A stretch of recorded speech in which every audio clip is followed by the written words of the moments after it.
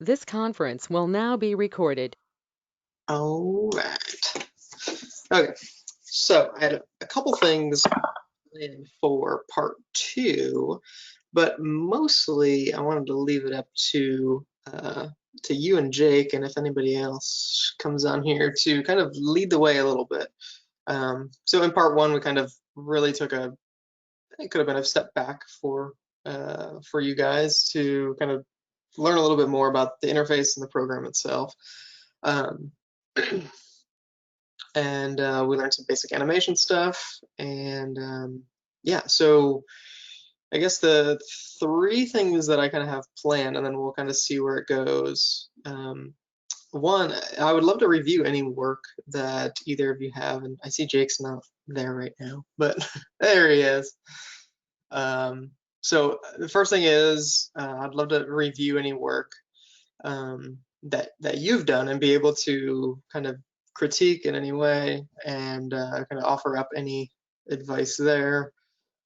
Another thing would be reviewing any work that you've seen that you just really love and you'd love to know how it was done. And we can kind of talk about that.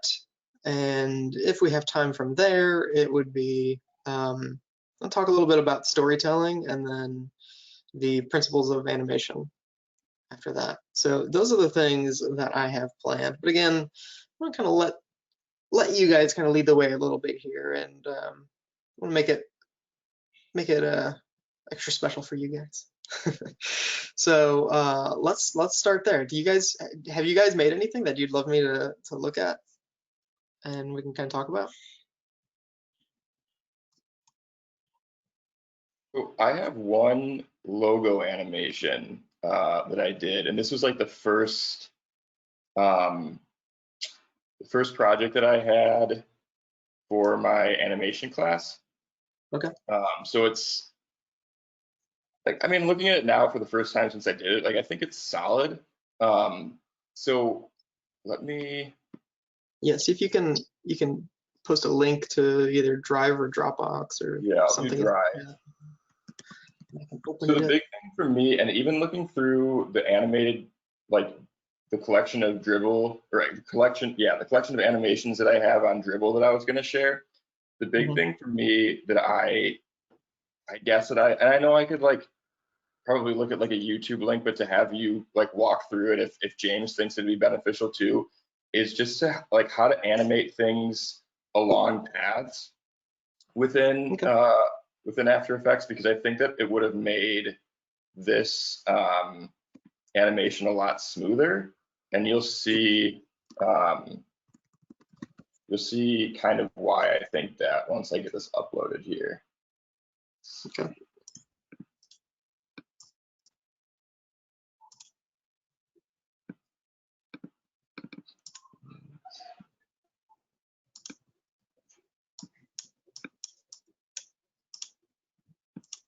Can you guys, Jake, can you say something real quick to make sure my headphones are working here? Yeah, can you hear me? Can you hear me? Mm.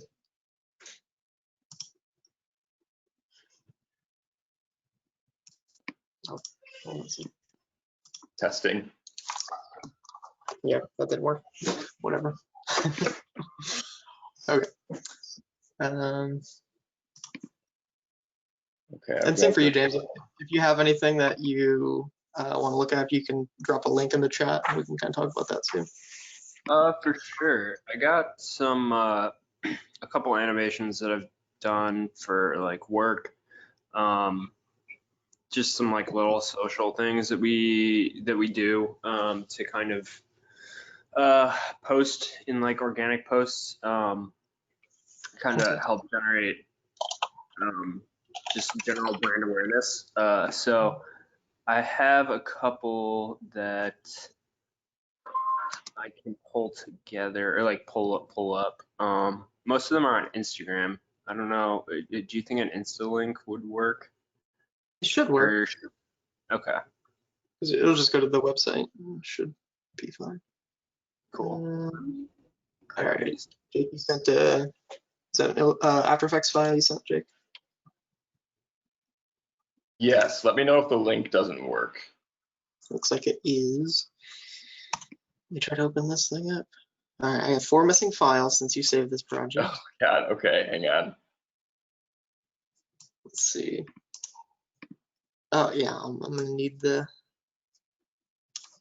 things Okay, too. let me do this. This should work.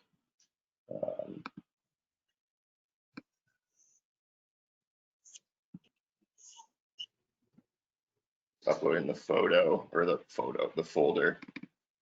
I'm gonna go I'll tell you what, guys, to. this pandemic time really has me out of whack. Oh, dude, no worries. I know the feeling. James, I'm gonna look at the first link that you sent while Jake is doing whatever the hell he's doing. Cool. Hopefully these work out. So yeah, I work for a dental insurance company called Beam Dental. I will save the whole spiel and pitch, but yeah, so these are kind of like, we call them Beam Facts. They're little animations that we do every 2 weeks to kind of post on social organically, like on our Instagram and LinkedIn, just to kind of keep us in the feed and try and give people like some relevant or like interesting facts just about, you know, dental or vision care, that trying to keep people informed and entertained, you know, not trying to just like take up people's time and with like hard sell stuff like buy your insurance kind of thing. So Yeah. Let's take a look here. Cool. And you guys can take a look at the link in the chat too if you want to see. I don't know how smooth this is, but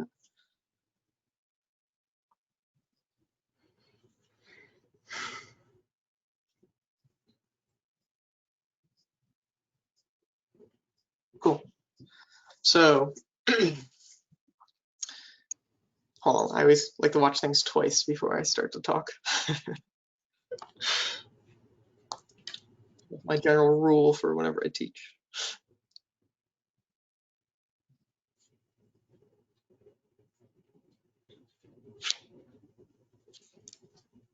I think this looks pretty cool. I mean, there's nothing like glaringly obvious that's like, oh no, let's not do that. I certainly think that there's like some things that you can do to kind of add more to this. I guess, you know, again, knowing a little bit more about the Beam brand than Jake might know, I guess at this point. I guess that will always be kind of a starting point, is understanding that brand and trying to figure out what's possible within it. So a lot of people are like, you know, they might see certain things from like these large brands and be like, oh, I don't know, that's not really like that great. But it's like, oh, well, it matches their brand perfectly. Like, so that's kind of the big thing that people take out of context whenever they are critiquing or just giving their opinion on anything. And the same thing happens with logos all the time, where, you know, a new company has a logo and everyone wants to just blast it. And it's like, yeah, you're just talking about some of like the artistic things. You're not necessarily talking about the brand itself. And again, not saying that certain logos aren't just terrible, but just saying that the brand itself has to play a role in everything. So that being said, this feels like a Beam like video, you know what I mean? So, and I think that's great. So as far as animation goes, the first thing that stands out to me is, well, let me ask you this. Is that 3D or is that some sort of? Sorry, that's yeah, that's 2D. So I just kind of built the different planes of the computer. There's essentially like, if you kind of think of it as if like you sketched it out, each component is like basically a front and a back for like the top screen, and then a front and a back for like the bottom of the computer. And I'm essentially just animating the shape itself within the Okay. within the shape content, or yeah. Cool. So, okay. So the first thing that I say, one of the basic rules that we have with anything that we animate is that we can't completely stop everything at any given point. Like there should always be some movement, because Okay. otherwise then you're like, well, if that's the case, then just make an image, you know what I mean? Like, hmm and for certain things, it's just like when you start having it stop a lot, it just becomes like a good PowerPoint at that point. Like, not, no offense to anybody that uses PowerPoint, but it's like, it's that idea where what makes video special is movement, right? So whenever you stop that movement, you take people out.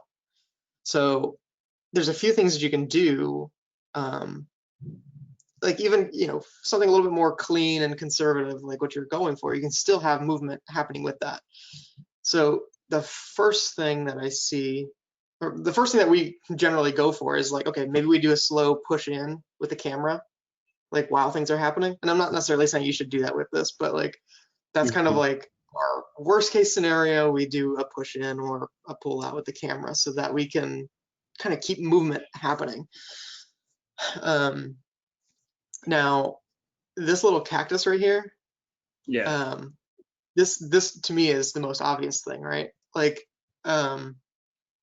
obviously cactuses, cacti, don't like sway in the wind, but I guess that's where you can kind of break some rules of reality a little bit and just be like, just have like a little bit of like just back and forth on like the top part of that cactus.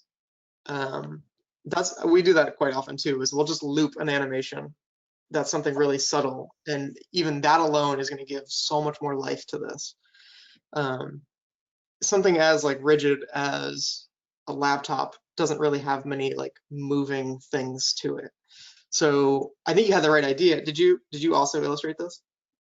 Yeah. Okay, cool. So I think you had the right idea by putting that secondary element in there, but I think you gotta push it farther and be able to let that provide some life to the scene. You know, I think you could have even added, potentially added another third element that kind of, I mean, it's pretty well balanced frame right now, so it probably takes some reworking the composition to make this work. But if there was a third element still that was also kind of helping with that movement, you know, that's what you have to think about whenever you're illustrating for animation, is like what things can I put in there, not just for the sake of putting it in there, but so I can help provide life to the scene itself. I think that would be like the biggest note that I have. We got to watch things like, hang on a sec, it'll come up here in a second.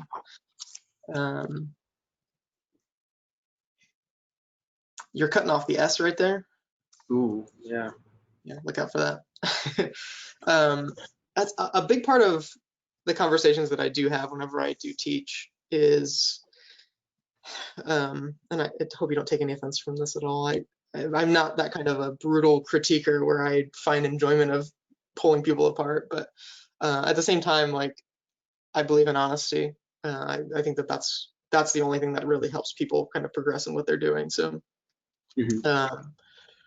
what I have this conversation constantly throughout everything that I teach, where there are little things that you can, the difference between the amateur and the professional is a very thin line at times. And it is very little things that help you get over that line. Because like, yeah, you can do some good animation that, you know, does the trick as kind of an amateur, and maybe amateur is not the right word to use, but maybe like a novice to professional or something, I don't know. But it's things like that, like cutting off that S, where it's like, okay, like that right there, just kind of, you know, a professional, again, I don't know how else to say this, but please don't take offense from this. No, it's fair. It's fair. The professional doesn't miss those things. The professional also understands spacing, and I'm not saying that you did anything wrong here, but like it's things like this that I always see, where it's like people don't center things perfectly in the document. That's a huge one that I see, and like they'll try to eye it up and center it, but nobody's eye is that good. So it's like using the align tool to get things in the center. That's what a professional does. So it's things like that that I don't know. I honestly, I don't know if kind of average people notice these things or if it's just me. But these are the things that I look for and kind of how you progress in what you're doing. So things like alignment and like cutting off words like that. What else do I always say?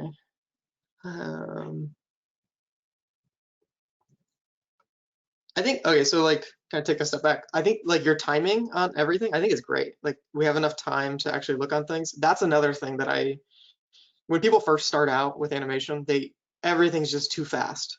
Like they can't gauge that idea of speed from a timeline. Like from a visual timeline, it's hard to understand how fast something's going to go when you put those keyframes in there. And I guess what I'll say to that real quick, and not necessarily saying that you got to do this, but one of the things that I did to help with like learning this timing is sort of acting. I actually had to take like acting classes when I was in school for animation, and it was the most awkward thing in the world. But it was, after the fact, it was funny, and like it's cool to tell people about like some of the different like exercises that we did. But one of the things that I'll do is like, I like to think that I talk with my hands a little bit, and I think it's because of this reason that I like to see things visually. And what I can do is, a lot of people do this with character animation, but I can also, anybody can do it with motion graphics too, where it's like, how you want things to animate. So it's like, okay, like act it out with your hands and hold my phone and a stopwatch right here. So like, I'm like, okay, well, I want it to go up to right here, and then I want it to go down like this, like, almost like you're conducting an orchestra kind of thing. So you can animate like with your hands, and you can see based on the stopwatch, like you're like, okay, well, from here to here, well, that was like half a second. So then you can kind of, once you kind of time yourself out doing these different things, you can, convert that time into frames in After Effects. So you could be like, okay, well, that took half a second. And if you're working at 24 frames per second, then you're like, okay, well, I know from here to here it needs to be 12 frames, done. I don't have to question it anymore. So for me, that was a big thing in helping understand timing. And I don't do that as much anymore, but there are times if I do something really complex, I will time it out. But anyway, so the timing that you have here, I think is good. The other thing that we're kind of missing right now is eased keyframes. So I think you may have some, but you may have missed some too. Let me see here. So like it just kind of snaps in whenever it does that rotation. That rotation is super cool. But I think what would add so much to that is the ease in and ease out, like as it's kind of rotating around. I like the text, how you have kind of that anticipation of it going up first, before it comes out. Let's see. Yeah, so like for the text, you have it going like up and then down.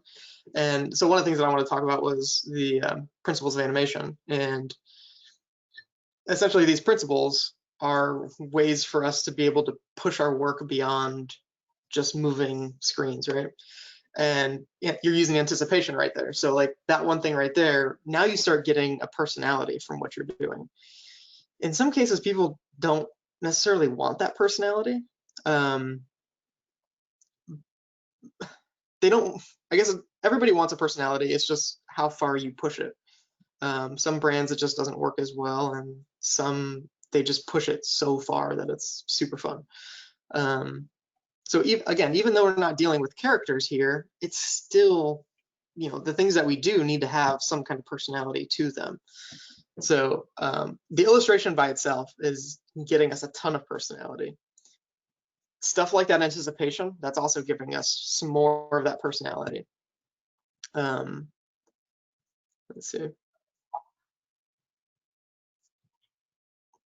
And yeah, I guess as far as looking at like the text animation too, I think some of that could probably use some eased keyframes as well. It's tough to say. It's like some of it just comes in like really fast, like these 3-line. Yeah, I guess that first 3-line one came in just kind of a little bit fast. And I guess that's kind of another thing whenever it comes to just timing and keeping movement at all times, where you can slow things down a little bit to kind of take up some more of that time. Whenever you're dealing with text, and especially 3 lines of text, you obviously want to give people enough time to read it, because it's function before beauty, right? So I think you're doing the right thing there, but I think you can kind of slow it down a little bit and kind of how it animates in.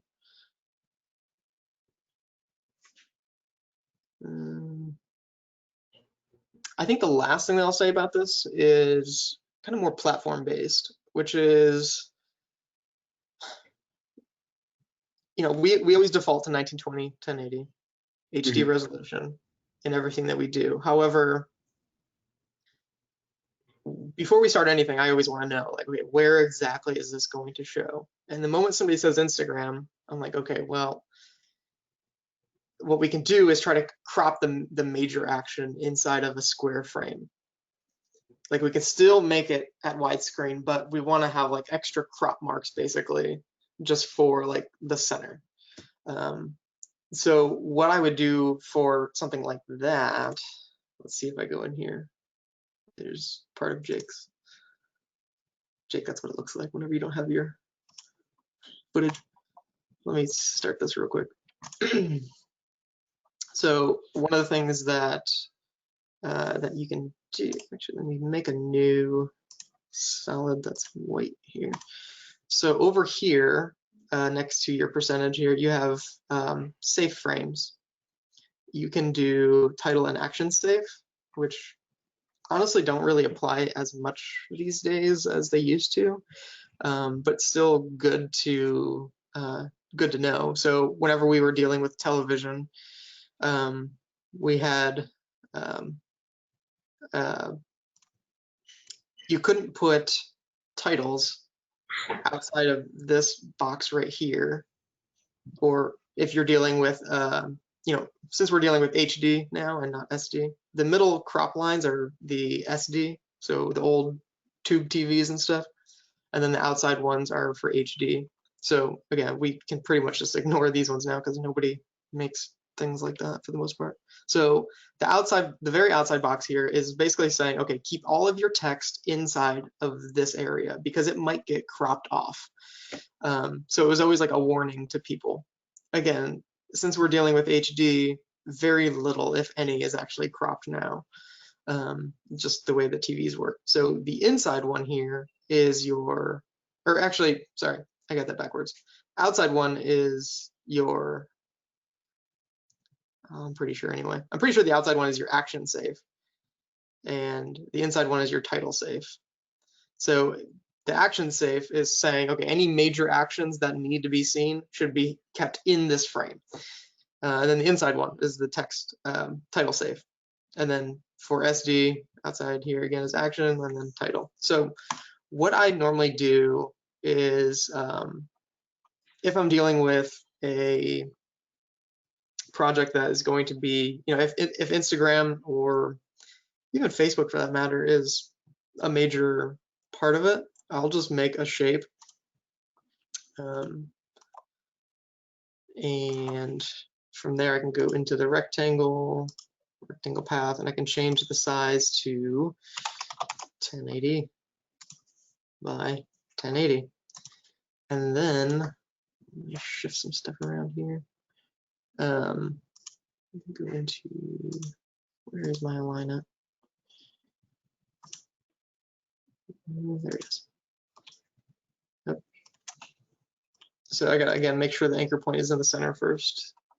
So I'll click on the shape and hold Control or Command and double click on the pan behind, and then I'll do, there we go. So by using the align, I know that it's in the perfect center. I will then change the stroke to be something much thinner. I don't need a whole lot here. I might just do 1 pixel. You can turn off your title and action safe right there. So I might leave this on right here and just call this InstaGuide, and then I'll just lock it so that I don't mess around with it from that point. So now I just kind of keep that there as just a frame of reference and try to keep all of everything looking good in the square, I don't just crop everything. Like I don't just say that everything needs to fit within the square. I'll still make it at 1920 1080. I'll just make sure that all that major action and composition for square looks good as well. Yeah, any other questions that you have about this specifically? I guess no, I don't think I have any like major questions. I think yeah, just getting some general thoughts and feedback on it was good. A lot of the other videos that I do are kind of similar, and I guess it might be interesting because across different project or different animations sometimes like I try to keep the easing consistent, or like I've been using like more of like a 100% it's 100% on like the go in or on the ease in, so it kind of eases in slow and then snaps to like wherever it's going. So I try to keep that kind of consistent, but then there's other things that might change, like for this one I did more of like a pan and shift, but for some of the other ones I do more of like a sliding and then try to animate a little bit of wobble onto the object. And I guess like as we're talking about like animations for a brand and trying to keep things consistent, sometimes there's little things like that I'm trying to try something new versus just trying to make something consistent with like the brand, I guess.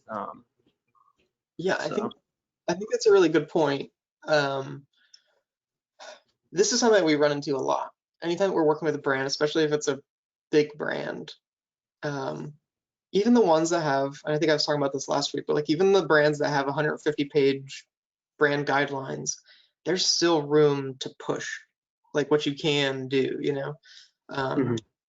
Some of these, so when we work with people like IBM, they have a section of their brand guidelines just for motion. So they tell you what those keyframes should be. But at the same time, there's still kind of intentional gaps left in it to be creative about things. So what I would always say is, I don't know, to not feel like you have to do a certain thing. If you think you can do something better, there's always ways to kind of do that still, if that makes sense. Like even if it's part of somebody's like brand guidelines and you think you can do something better, I think that there's always ways to kind of be creative enough to do something better. If that makes sense. But again, like I want to be really clear. I think this is really cool. I think you did an awesome job with this. Also, is the screen like glowing whenever we see it? Yeah, there was a little bit of glow on there. I didn't want to over exaggerate it too much and like wash out the text. So I just kind of left it as like a little pulsing action. Yeah, I think that even that little bit right there, as far as like bringing to life, I think you could have gone a little bit farther with it. And like that's kind of another one of those kind of brand things where like any person that like the person that made the brand, they might look at that and be like, oh, well, it's creating a gradient now because there's this glow. And like that's one of those things where it's like, yeah, but it's in motion, so like you can get away with it, as opposed to like if it was print and you had this gradient kind of going on in there. I also really love that like that transition that you have going there, from blue to white and white to blue. I think that's cool. Yeah, I in the more recent one, I think it's probably the last link I sent. I guess I kind of switched up the animation on that, just to, yeah, I kind of felt like it was a little Looney Tune, kind of felt like Looney Tunes, where it is like the pan, the big circle, which we kept part of it, but there was another animation for a brand video that we did a while back that kind of used a ball that bounced up and then did the root. Well, I'll let it play through, but yeah, so that's kind of that's something I've been toying around with trying to bring back in. And yeah, so then there's another disparate inconsistency there or whatever, but I kind of felt like that maybe brought a little bit more life into it as like the tooth animated out into like the plain white, and then we could kind of bring the ball in to do the reveal. I think this is really cool. I love that. I love how the tooth comes in. Again, getting some of this kind of follow through action. Again, another one of the principles of animation. I think you could have. I think the keyframes probably need a little bit of tweaking whenever. So it comes in and then it kind of goes like this and kind of wobbles. It seems like I don't know where exactly it is. I think what it is that I think it's the last bit where it comes to rest. I think that needs to be shortened just a little bit. So let me open up Photoshop real quick here. I don't have my tablet hooked up just yet, but so it's kind of this idea of a bouncing ball. If we were to do like arcs with it, like that, right? This is kind of the same principles of that bouncing ball where, let's see, if this is frame 0, this is frame 10, and this is frame 20. I'm not necessarily saying a ball bounce should be 20 frames, but I'm just kind of using this as an example. So based on kind of how physics works, and based on the bounciness of the ball, we know that this right here is sort of like an arc in how it, try not to be confusing, trying to say this the easiest way possible, but like it's all math, right? It's math on how, okay, so if this takes 20 frames, this one might take 10, this one might take 5, and then 2, and then it's down now, you know what I mean? So it's kind of like, so what I'm saying is if we go from one side to another, and then it makes this little thing right here, so maybe on this it's like frame 10, 20, 30, and like it just kind of like, you know what I mean? It gets mathematically less each time. But I like to divide those frames to make sure that it's more kind of along the same, I guess more mathematical, just kind of makes more sense, right? It's more true to physics whenever you do that. So I think what you have is, so you have this big one right here, which is good. And then you have this one, but then you have another same one right there. So this right here should be just less. I don't know if this makes sense, but it does. Yeah, no, I get what you're saying. Okay, I don't know how else to kind of do this with it. I guess I could just animate it and just kind of show you, but yeah, you know what? Let me do that real quick. I think I could do something pretty quick. So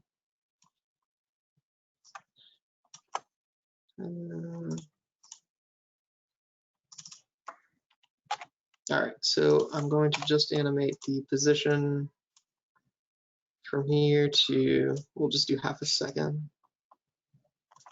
And then at the full second, I'm just going to copy that keyframe so that I know. So whenever I do this, I know it's the same time there and the same time back. So what I can do from here is I can actually copy all of these keyframes and just paste them on this one. So now it just does it twice. And then I can hold Alt whenever I have these selected, and it kind of proportionately scales the keyframes. So if I do that to half a second, so we see the second one's faster, but I also want to change the animation to be about half of what we currently have there. So whenever I do that, maybe a little bit fast, but let me put some eased keyframes on here. There and there. Okay. So you can see we're starting to get a little bit of a bounce.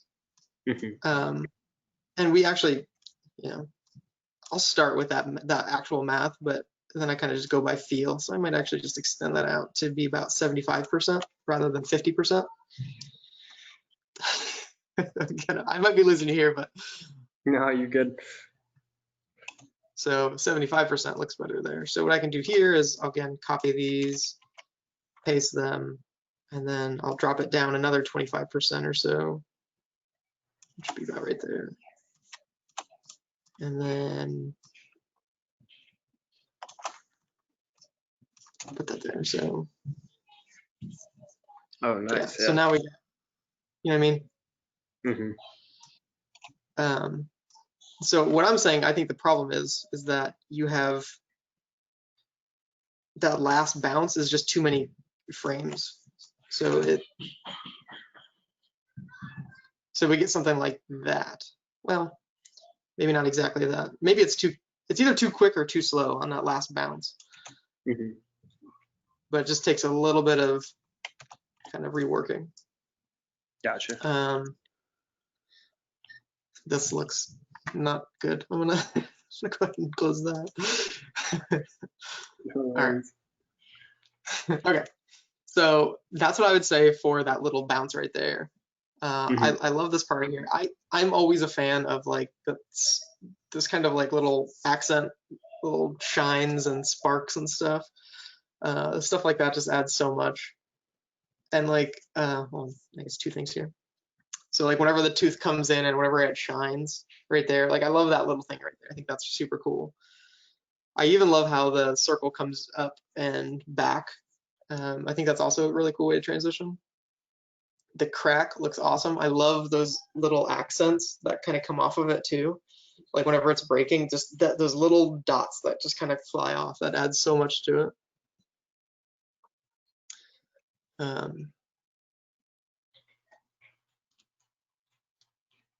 Yeah, I feel like I'm being really picky about the whole like the wobble thing, because I think it might be just like a frame or two off, but it's totally helpful.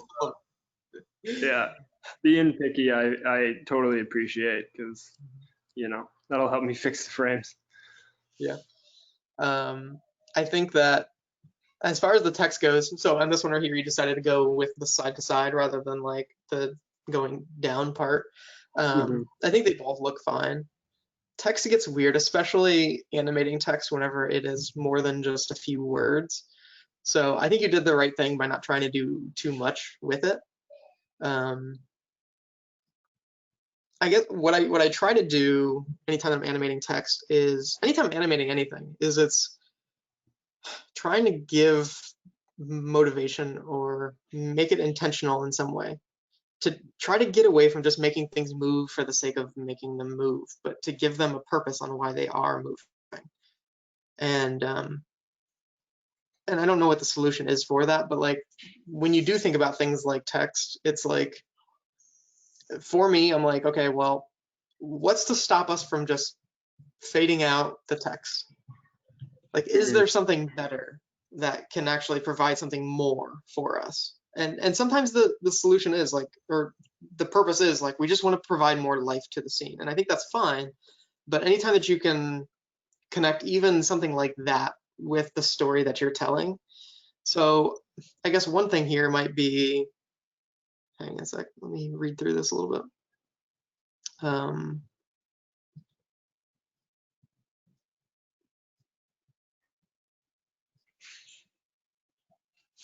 It might even be like having some of the text break off.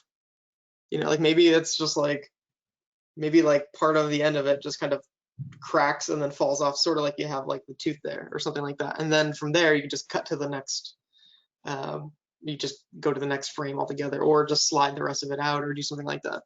Again, not necessarily saying that that's what you should have done, but like kind of thinking more about text animation. I think that a lot of people generally just go with whatever's in the text animator stuff, and they're like, all right, well, let's just do this because it's easy and it looks good. Like that one right there, like that's a perfect example. Like when you have the instead of having them come out, you had them like the tooth come in and wipe that away. I think that's really smart right there. And I think stuff like that goes a long way, as opposed to just kind of defaulting to just a couple keyframes to kind of get it away. Like being more creative about how you can do things like that, I think is really cool. Yeah.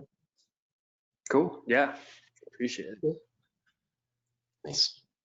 All right, Jake, coming over to you now.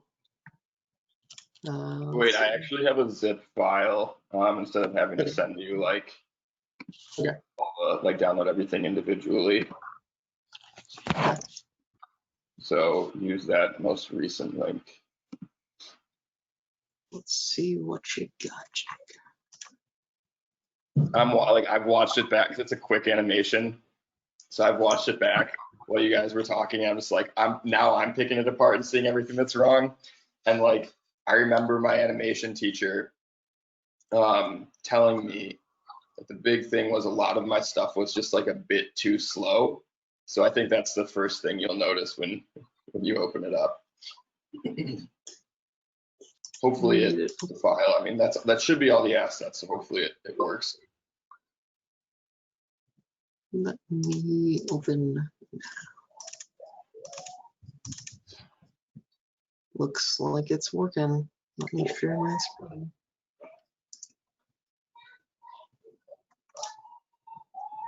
If you hear some kids screaming, it's impossible to stop them. So the idea behind this, so it's Union snowboards. I'm a big snowboarder, or Union bindings, and I love snowboarding videos, and I just wanted to create something that could be like actually used at the like kind of like the intro, you know, when the sponsors are, you know, flashing up on the screen. So that was the idea with creating this. This is cool, dude. Thank I you. like this.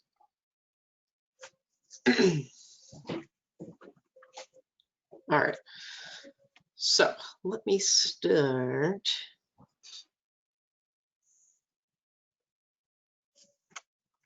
All right, let's go over here. Okay, so first thing I'll say, you always have to be careful when you're like masking stuff. It can get kind of weird sometimes. You get these kind of like weird frames. One of the things that I try to pay attention to isn't just like having a cool animation, but it's like, can you stop at any frame and it looks cool? So like that's something that I think about. I usually think about that with more like 3D or like environment scenes, but like I also think about that occasionally with smaller stuff like logos too. So it's like, you know, even stopping stuff and being like I don't know, that's kind of an ugly little hook right there, right? You know what I mean? So what I would say for this is I think that there's a different way of revealing this. I think you can still do like the unmask kind of thing. But to me, it always gets weird whenever you have like when you're unmasking at an angle that the design is not at. Right. So for me, I would say that singing some rock and roll in there. All right, so let me see what we got here. Yeah, so I didn't know. So that was, I'm glad that you noticed that first, because that was my big question with this. I used like a radial. Yeah. And instead, like so this was, like I said, the first project, like what I'd rather do. And when we show like examples of animations that we like, I'll have an example that like I wish I could use for this now. I'd rather have had something like animated along the path, like the perfect path to reveal it, like basically to fill a mask, like, you know what I'm saying? Yeah. Instead of having to use that like radial wipe. I'm trying to figure out where you have this animation at here. I know I had to create its own, like it's its own composition. So I'm going to open up the file too, so I can just trying to figure out how it's masking or what it's looking at to mask is what I'm trying to find right now.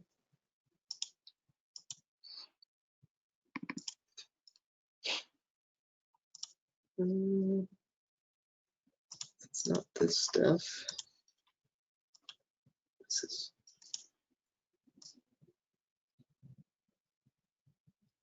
I guess, I mean, without wasting too much time here, what I would do is I would try to match this. So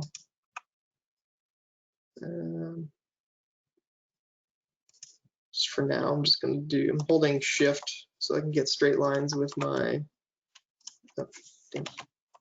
with my lines here. Holding control so I can select 2 points. And then I'm gonna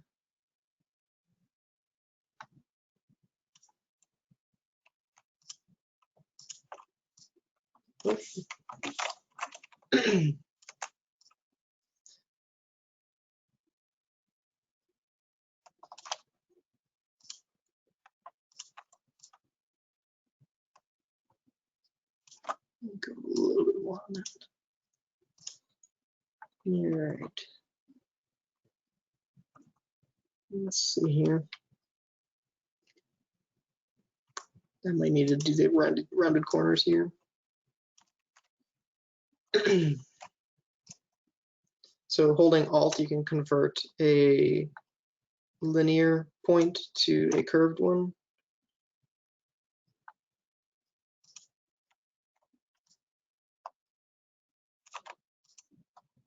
A lot of times what I would do is actually pull in the Illustrator vectors, like the path for that.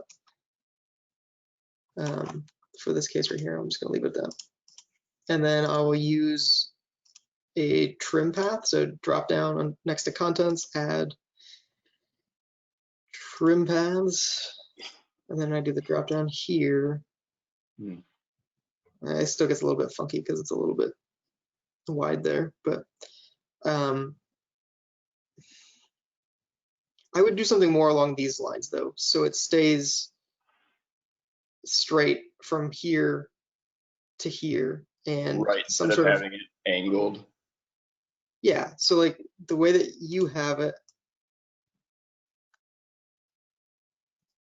like we're on a straight line right here, but we're having like an angled thing.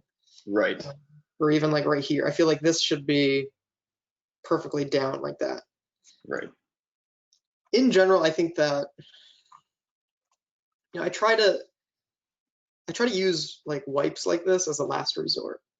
I try to think of ways that you can do things in different ways, right? Because I think that's kind of the first thought that almost everyone has, especially when it comes to logos. Whenever they're going to animate them, they're like, all right, it needs to write on, it needs to reveal. But there are other ways too. Like when you in this case, it kind of makes sense with the brand. It's kind of pretty rigid and a lot of straight lines, really geometric. So you probably don't want to get like too animated with it exactly, but another option could be even using something like the puppet pin here. And from there, like you can start then, you know, moving some of this stuff. So all I did was, you know, you can only do this on a pre-comp or just an actual image, I'm pretty sure. You cannot do it straight on a vector layer, I'm pretty sure anyway. So if you have a composition and you go up to the puppet pin here and you tell it, you have to give it points, right? And it's basically like joints in a body.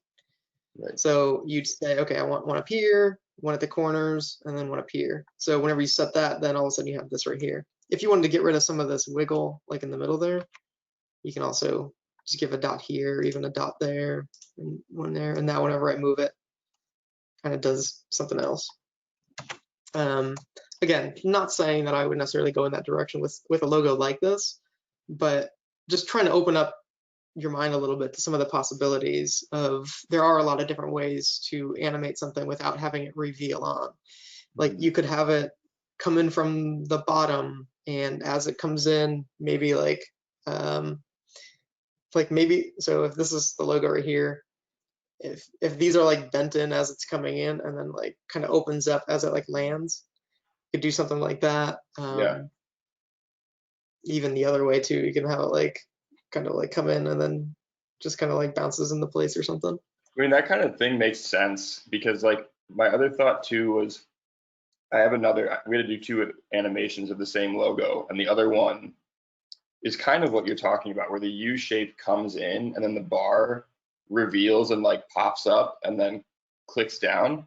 And my idea with that, because like, you know, strapping it on the snowboard, like with the bindings, like there's a very distinct clicking sound. So like I'd want to have that as part of the sound effect, so that it has that like distinct like click in. Or even if like the sound effect wasn't there, my thought was like, I want it to feel like you can hear the sound. You know what I mean? For sure. Let me try to remove the animation that you have on here real quick.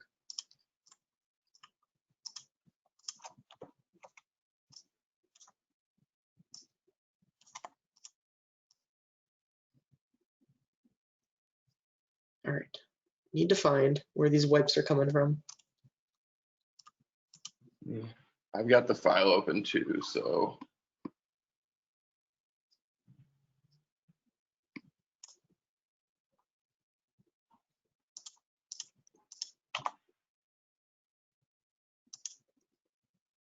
There's one. Let's see what we got now. Yeah, now I got it. Okay. All right, cool. So starting with this weird, yeah. I'm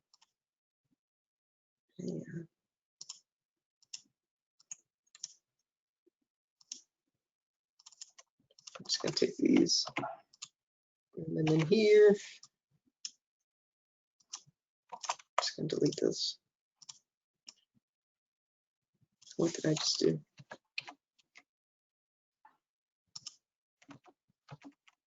I'll just animate this. Sounds good. All right. I love that idea though of like, especially when you can again start taking some of that idea of story and branding from what already exists and use that to motivate the actions that you're going with. Just like I was talking to James about, like about the text. Like this is, I guess this is another one of those things that separates the amateur and the professional. The professional will create movement that is motivated to tell a better story. The amateur makes things look good, just whatever they have to do visually, right? So for something like that, like I love that idea of the snapping. So maybe it like comes in, you know.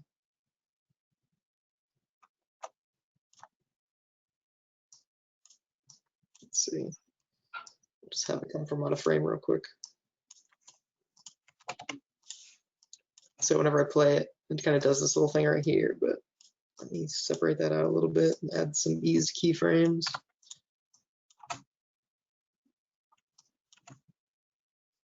So like maybe that's even like some of a part of what it does. So maybe the bottom part writes on, and then this thing comes down as if this is, as if like the U here is like the boot. And Yeah. I don't remember what it's called, but the the thing that snaps into it, you know, the binding. Yeah, I guess it's the binding. I don't know, the strap. I don't know. Yeah. So like if that's the case, like it's like you step into it, but then like you kind of get a click, and you can also may even need to do that a little bit sooner. And the other thing that also helps with this stuff is adding sound effects, right? So like if you have like that little click in there, and I guess I do want to talk about that. Like you want to kind of provide as many elements or provide as much as you can for each sense of a person, right? So if you can, you know, have a cool visual, if you can also have something great for their hearing as well, it just creates more of an immersive experience. So, I mean, we see it all the time where like, you know, a lot of times we can watch a sad commercial. And the only reason we know it's sad is because the music that's playing. Right. Like we could switch the music that's in there, and all of a sudden now it's like happy. So like when we can do those things, we can help control that emotion that people have. Now, obviously, with a logo animation, we're not necessarily trying to make somebody feel like something major. We don't want them to cry from a logo animation, right? So, you know, you don't want to do those things, but at the same time, to get people to go, oh yeah, like something like that is probably one of the coolest reactions you can get from doing something like a logo animation. And I guess the other thing that I want to say is like, no, not everybody's going to notice all of these things. Like, they're just not. But similar to like the FedEx logo, where people are still just now realizing that there's a giant arrow in the FedEx logo. I don't understand how people are just now finding out about this, but it's They're true. not designers, Matt. That's why. I guess, but like Just at the same lay time, it's like, people. haven't we all talked about it to death by this point? Like, I don't know. But it's little stuff like that to where it creates conversation, right? Like stuff like that. If you can create conversation with the work that you're doing, then that means that people are thinking about it whenever they're not in the process of experiencing it. And if that's the case, you have succeeded 100%. So it's thinking about things like that and thinking about everything that you do has a specific goal for somebody, whether it's the company that you work for or the client that you're working with. They have a specific goal in mind. They didn't contact you just because they wanted movement on a screen. They want to either sell more product, they want to gain more followers in what they're doing. So understanding those things, and it can definitely get a little overwhelming when you have all this information, but at the same time, it's up to you as a designer animator to determine what parts of the story are most important for you to tell at this moment, right? So again, with a logo animation, chances are this is going to be shown before or after something else, right? So you got to kind of keep those things in mind too. And there's times where I tell people all the time, like, we can do realistic 3D animation, but for this right here, we're just going to have the logo just cut on and then that's it. Because it's like, well, sometimes thinking about everything that's around it, it's like, just because you can do something doesn't mean you should. And people do this all the time with effects. Like, they learn a new effect, maybe it's the radial wipe, and all of a sudden it starts showing up in everything that they do for a little while. And I think that's part of the learning process, to learn the different tools that are in the software. But sometimes the best things are less and not necessarily more, right? So yeah, I've completely messed up this file now. Let me go back to what you had at the beginning here. Okay. So we talked about the symbol itself, kind of what I would do.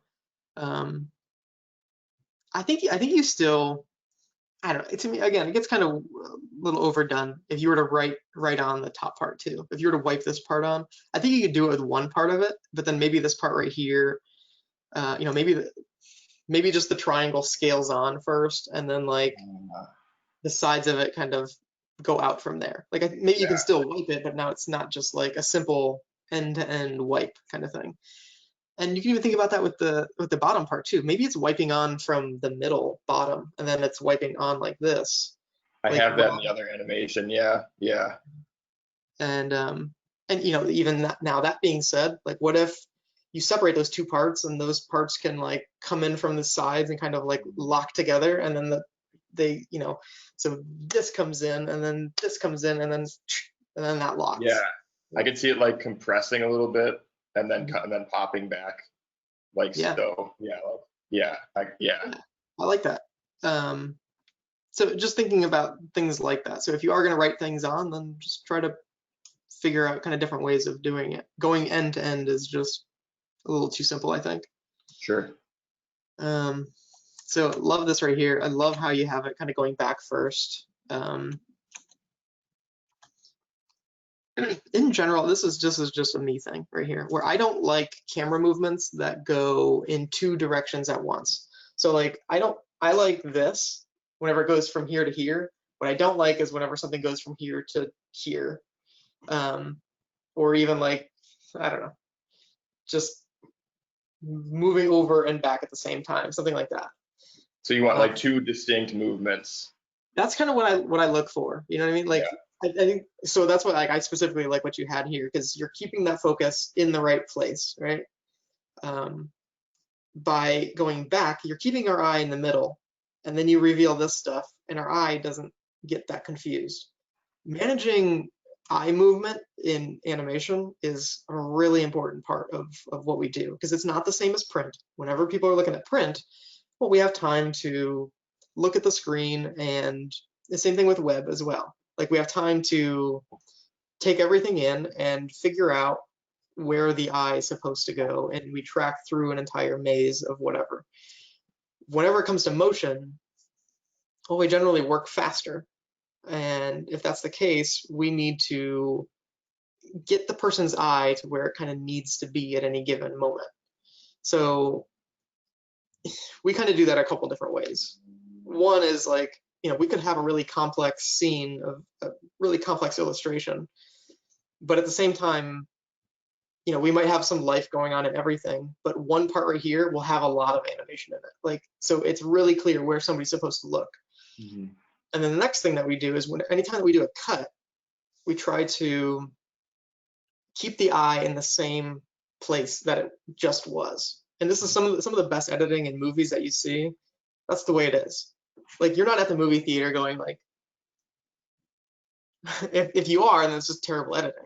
Yeah. So it's, they'll get you to like look over here, and then it's like, it progresses to where it's like, maybe cuts to somebody walking across the screen, and then the next cut will be like have action on that side of the frame, and then like they might just take you back and forth.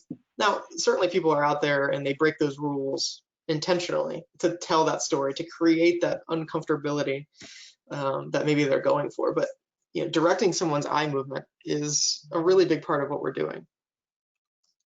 That was quite the tangent, huh? So no, that was good. I mean, I've never really, like, that's the thing, like, once I started getting into design, like now I notice those intentional things. So you saying that, like, now I'm going to notice that when I'm watching TV or watching a movie. Never really thought about it before, but it makes sense, obviously. There's a few things that, I always say, like motion design, motion graphics is a really interesting field because it's a combination of so many other fields, and everyone uses it a little bit differently. So, you can say that, okay, this is motion graphics. It could be part film, part photography, part typography, part design in general, part illustration. What else do we got? Part sound design. And very rarely do people focus on using all of those things. So some people are really good at motion graphics, but they just use photography and maybe film, like photography and video, illustration and type. Like usually it's the people that kind of are the most well known, they're choosing two of those things to be really, really good at. So to me, that's why I love motion graphics, because I think it's one of the most creative fields that we have. And you can apply so many different things to it to make things. But I don't know. It's just another little thing, observation, I guess. But, all right, so playing this through. So, let's say that you do kind of keep using these wipes. I like that idea that you can keep using these wipes as a little motif, I guess, or just a brand element that you use throughout an animation. I think that's smart, but I think that you can get more detailed with it. So, what I'm going to say already is, you can break it down to the letter. Like you can mask on each letter, the U, the N, the I, the O, the N. In general, I try to stay away from like revealing masks or unrevealing masks with an entire word whenever it comes to logos. I try to break everything down to its smallest part. And so that includes, like, if we did something similar to what James was doing, we could, like what he did with his text where it kind of came up and then kind of came into place, I would break that down into an individual letter. So like maybe the U comes in, the N, the I, the O, the N, making it feel like it's not just like a postage stamp just kind of slapped on there as an individual graphic. We don't want things to feel like an individual graphic whenever we are creating animation with something as important as the logo anyway. So, and in being even super subtle with it too. Let me try something real quick.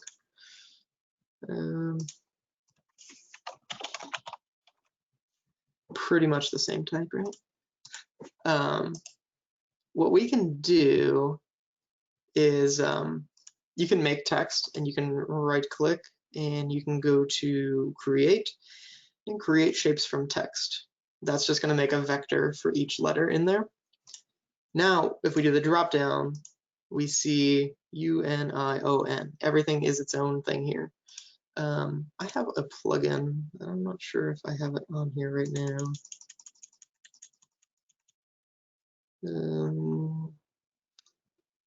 Let's try.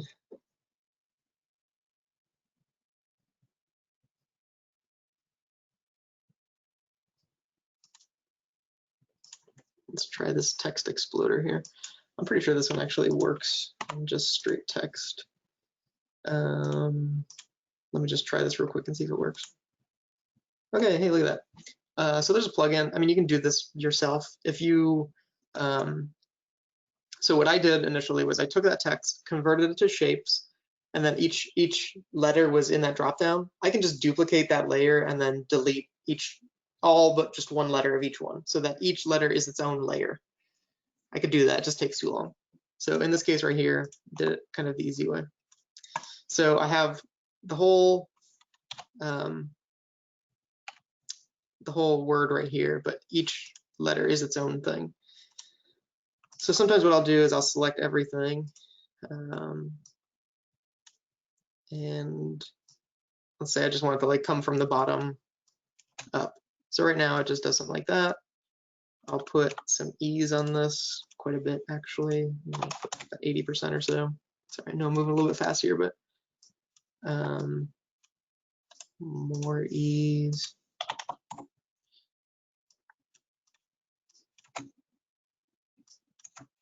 Wait. Yeah, that's why it's not working. Wrong side. There we go.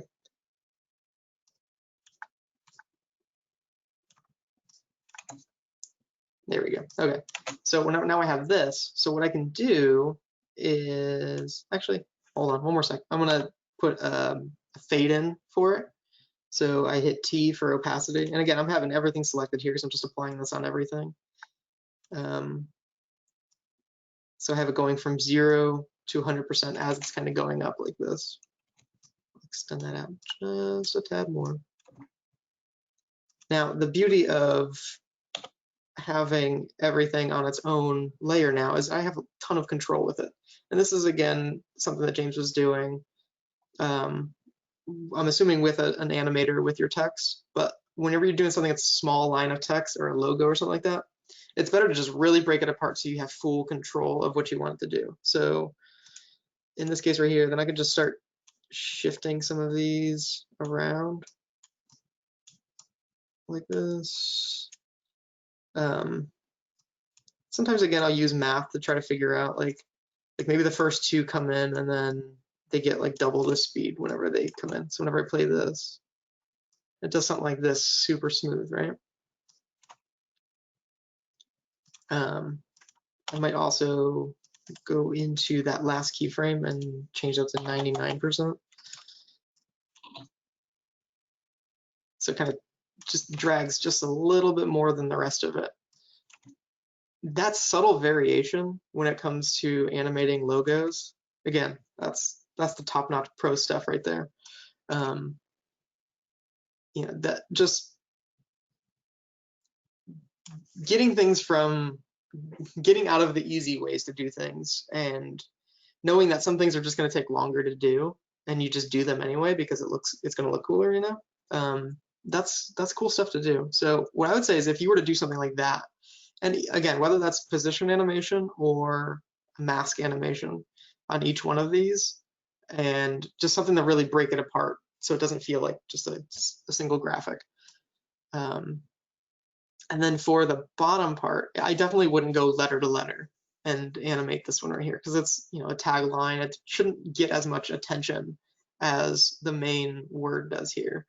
So for this one right here, I don't mind it wiping like it does, but I still think that you can do something a little bit more with it. And maybe it's like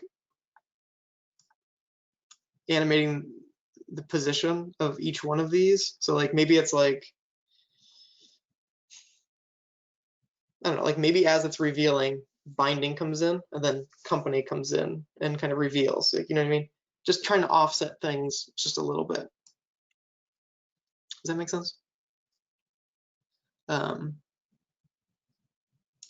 I think really what I'm saying overall is just put more time into it and just like keep pushing, you know?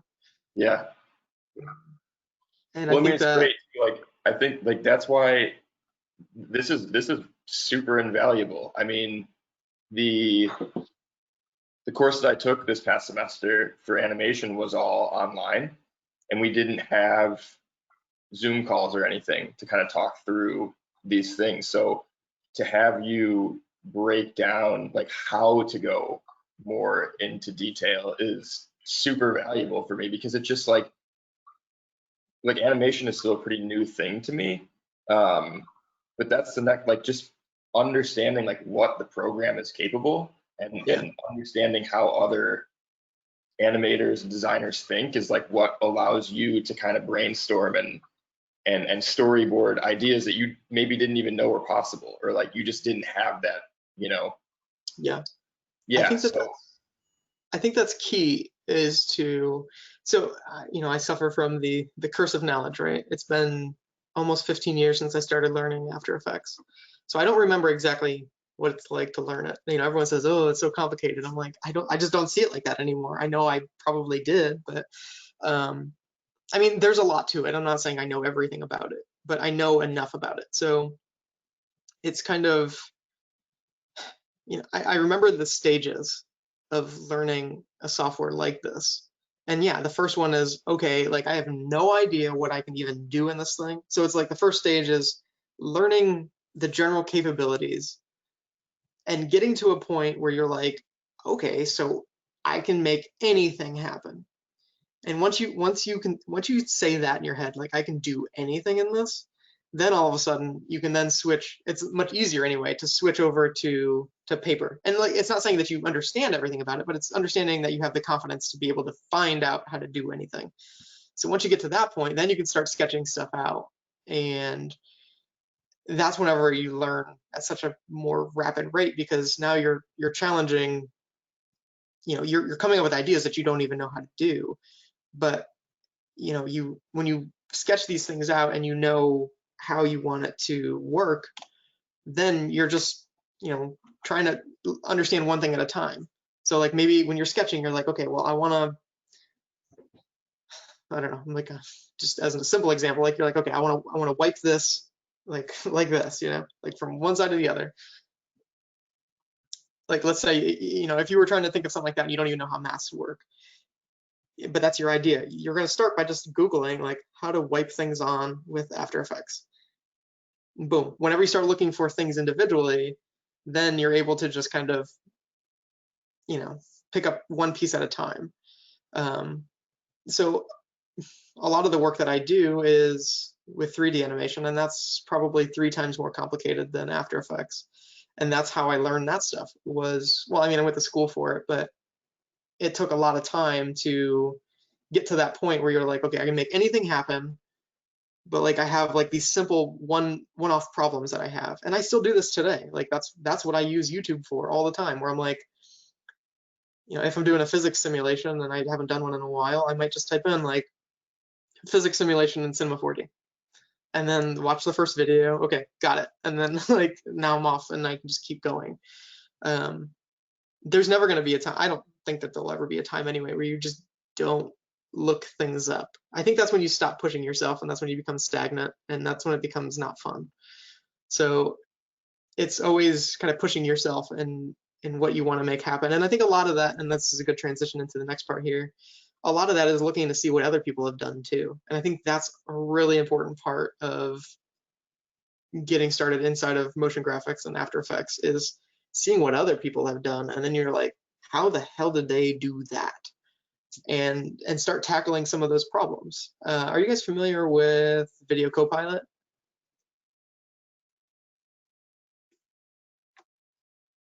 I think I've watched a couple like their tutorials back in the day. Yeah, so let me show you here real quick.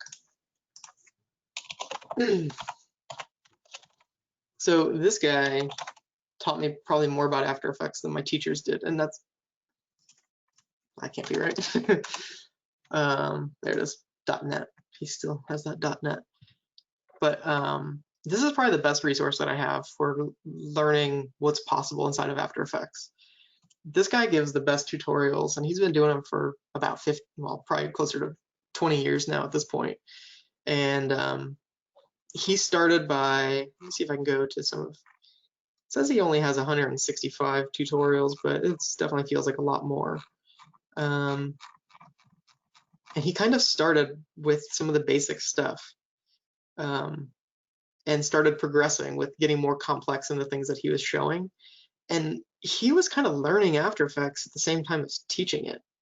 So like he basically learned a new thing and he's like, oh, okay, let me teach that real quick. And then he progressed even farther and farther. And he basically gets to a point where, you know, he's making stuff that he wants to make, and then he's realizing, oh, there's stuff in here that people just don't know how to do, so I'm just going to show how to do that thing. Or you know, stuff that he like sees in other places that somebody else did. He'll take that and be like, all right, let's break it down and let's figure out how they did that. A lot of really good stuff in here. Most of it is After Effects. Some of it does get into Cinema 4D or even other 3D programs, but I'd strongly recommend this if you want to learn some really crazy stuff. I will say to be careful though, because a lot of people, they find this and then they make the things and all of a sudden they put out a demo reel that's just Video Copilot tutorials basically. That's not how it's supposed to work. So always be careful about that. But there's just, I don't know, there's a ton of stuff. Like, I'm trying to think of a good example here. It's, again, just the way that he teaches things, it's super useful to be able to see, to be able to see like how something is done first, and then you're like, I have no idea how to do that. There's no way that's possible. There's no way I'm going to be able to do that. And within an hour, you've made that same thing, and you're like, holy shit, like that's brilliant. Like that's amazing. That like it just took that little bit to just learn a couple little steps. But yeah, and going back to what I've said before, like it's still paying attention to, you know, I always believe that telling a good story needs to be at the top of what you're doing in this program, as opposed to just making things look cool. But at the same time, learning the software is a challenge, and learning what is possible with it is tough. That being said, is there other pieces that you'd love to know how they were done? I can't say that I'll be able to go in depth and show you, but I can at least have a conversation about it and maybe point you in the right direction.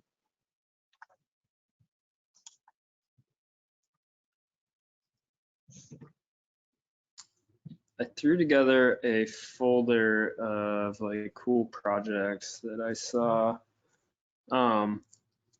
Most of them are either on Instagram or Behance. So I'm gonna try and find where that folder is. Okay.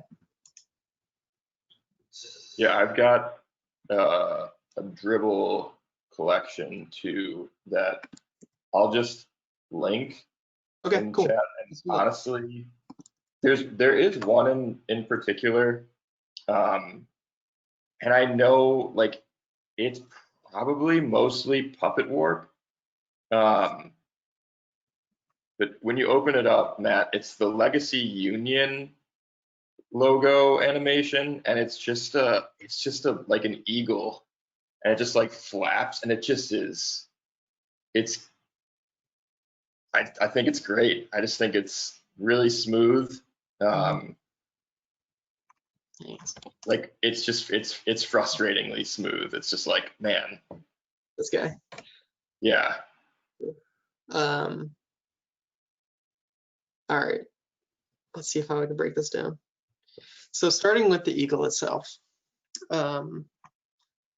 there is a plugin, and I'm quite certain that they use this.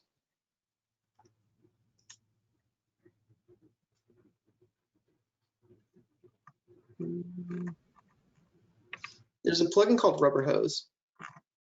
Basically what it does is it gives you a path, and you can then bend that path like it's a bendy knee, like of a cartoon character. And battleaxe.co/rubberhose. I'm gonna drop it in the chat as well. And you can watch this video if you want to, but really cool way of getting some bending on a path to kind of make it look like it's kind of doing something cool. So I'm pretty sure what they did was to start out getting the bending of the wings. They started out with a path that's a stroke, and they probably used Rubber Hose to get that nice bend in it, because it's really simple, like animation controllers that help you get that bend. So it flaps up, flaps down, and then it goes up, and then it scales down, as well as, I think sorry, it's scaling down, but at the same time there's a trim path on this path, and it's going down. And then this is where the real magic happens here. Right before it gets into this final logo, you can see that there's a snap. This is, I always call this like the sleight of hand. This is, we animate something to get really close. Like we animate it quickly, and we try to get it as close as we can to the actual thing, and then we cut it off, and then we do a simple cut to just their logo. Mm-hmm. So that's what they're doing here, and you can totally tell because like it goes from rounded, a rounded path to flat edge. Yeah. So you can see it there. I do this all the time, and it only works when you do things really quick. So that part right there is really cool, really clever how they did that. The actual, like, the face of it, that's nothing crazy right there. That's just a shape layer. For the bottom wings, it looks like those ones are not using anything except for just scaling. So it looks like they're scaling from, at the beginning portion, they're just scaling from nothing to 100% vertically. Mm-hmm. And then they do a good job of matching that one. So it actually looks like the only thing that is snapping is just the wings. Like the wings going from the Rubber Hose to the actual logo itself there. And you can even see like the gaps in there are not even right either. So whenever it snaps, it gets a little bit fatter. But again, the thing is, motion graphics, you guys are still there, right? I haven't been just talking to myself. Yeah. Motion graphics is, again, that idea of moving pictures, video in general. It's just 24 pictures in 1 second of film. So when you have 24 frames in a second, assuming that that's what they did this at, it actually might be more. When you do, from one frame to another, when you switch things, and if it's close, people can't tell. So this looks really cool with just that eagle there. But that's really all that's happening is get it as close as you can and then snap it to the other thing. So yeah. It's a magic trick for sure. Yeah, does that part make sense? Yeah, and do you think all of that is like parented to a null object to get it all moved? Like most likely. Uniform? It's either parented to it probably. So it's probably parented to a null and then scaled down, again, to try to get it as close to matching that logo. I guarantee they started with this lockup, right? The lockup at the end of the logo, and then they kind of work backwards. Right. So they know where things need to end. So then getting to the type. I mean, this is basically what we talked about, everything, right? So we have position animating and a mask kind of revealing each part at a time. Now, I'm pretty sure that this font has two different versions. It has an infill and just an outline version. So they probably have both fonts overlapped on top of each other, and they're just animating the mask on the fill portion of it. Mhm. Actually, it seems like they're animating the outline as well on the bottom part there. Yeah, it seems like both of them are actually animated. And they broke it apart, so each letter has its own position animation on it, so it's offset just a little bit. So again, that adds so much to this by just separating everything. If everything just kind of moved on the same line, like that still look cool, but not nearly as cool as like seeing each letter just kind of come into place individually and just offset by a frame or two. So again, little stuff like that goes a long way. Let's see this bottom line here, and they do the same thing down here. Like look at the O on the where it says photo company. And I know you might have a hard time seeing that. It's probably a little bit choppy when you're watching it here, but like the O is just a little bit behind everything else. So it probably lands in its spot, probably a frame or two later. The T is also offset just a tiny bit. And like this O at the end lands first, and then the C comes right after it. Little stuff like that. That adds so much to this. There's so much happening in this short amount of time, and most people probably wouldn't spend as much as this person did time-wise to do something like this. You know, and I'm sure that they were working on this for a few days, probably a few 8-hour days, maybe 2 or 3. But the thing is, when we watch things, we see it and it's only like 6 seconds, maybe, and it's like, oh shit. It's like, I don't know. I think that's kind of another thing of what the professional does. The professional faces challenges that they know are just going to take a lot of time. They don't always look for the answer on how to just make things go fast. They say, okay, well, what's the quickest way to do something? But let's not be afraid to spend days working on it. That's a cool one, though. I like that. James, did you have? Yeah, I just threw a link to a Behance post in there.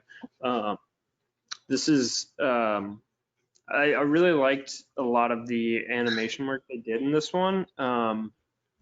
They used a lot of depth within like their scene and kind of had like the way they almost reveal the scene, especially early on, and then have pieces and parts come into the scene.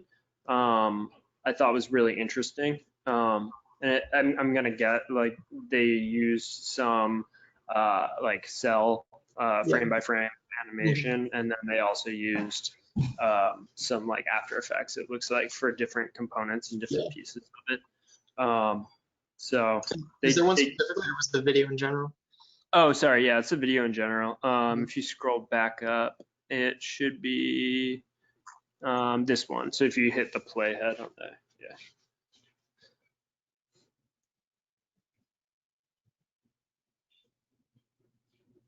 You know, a lot of this depth that they're getting is really from the illustration. It's super cool.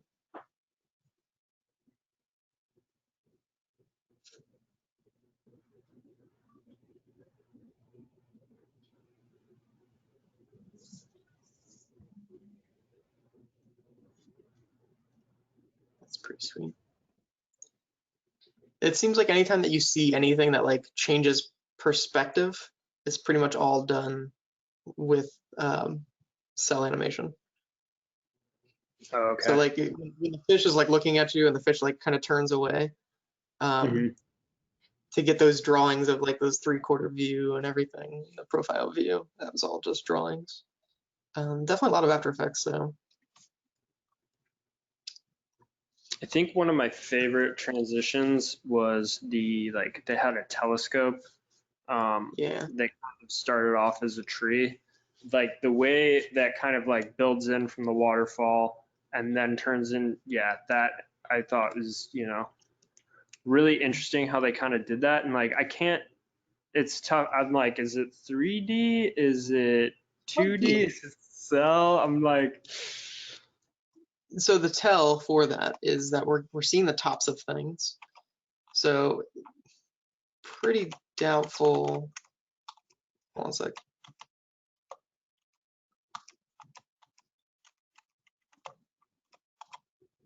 Can you see a little switch there from here to here? I'm pretty sure they're switching to. You guys are learning a lot about this now.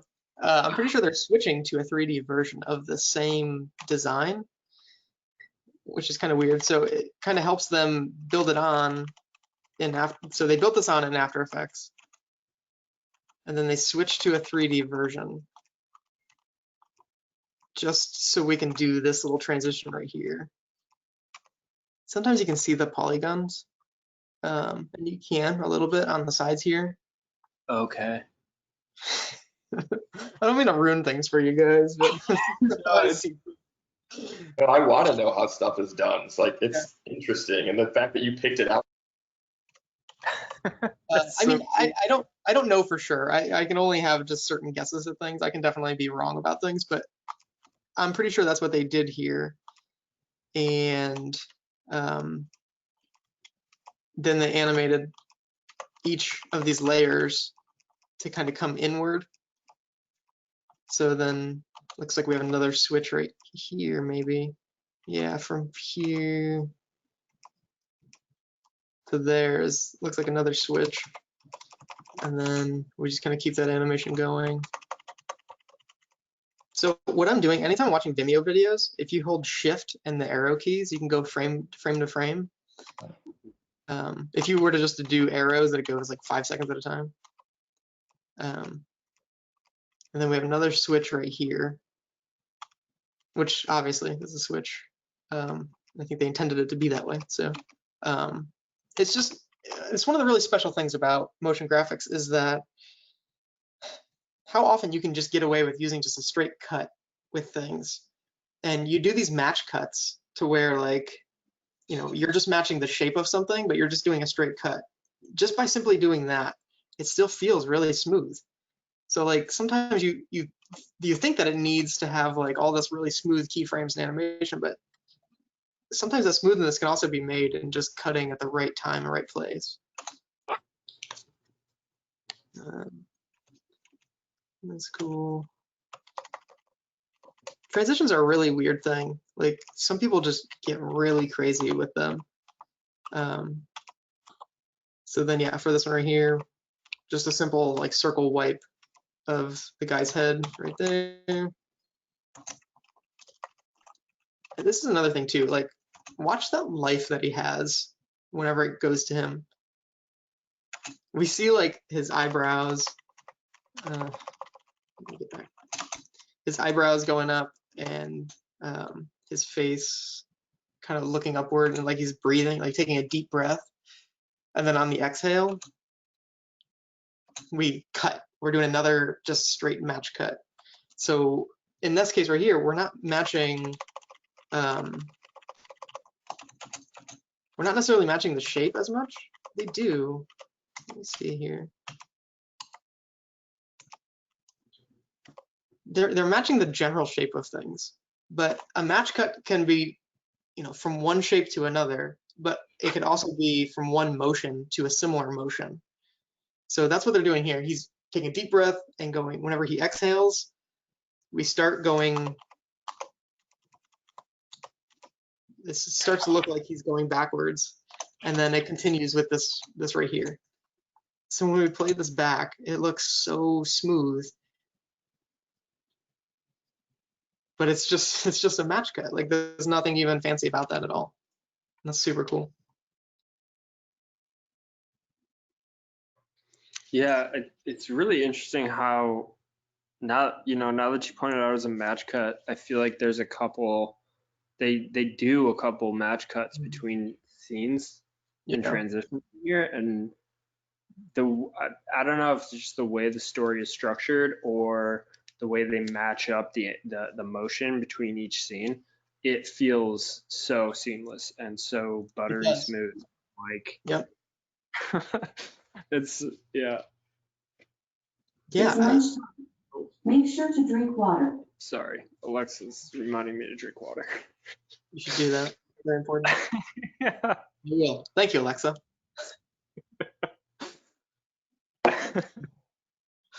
Um, some of the other stuff is like this really like complex stuff right here, where again, offsetting simple designs can add so much life to a scene right here. Like when we go from like the teacup to the fish right here.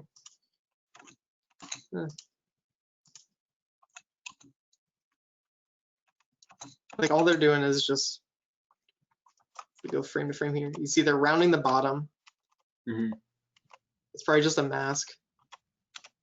And then they're shifting the mask of that blue part to down to nothing, bringing in another blue element.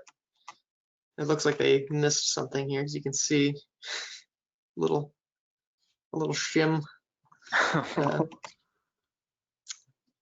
Again, not that I would ever be like, oh my god, that's so bad. But like,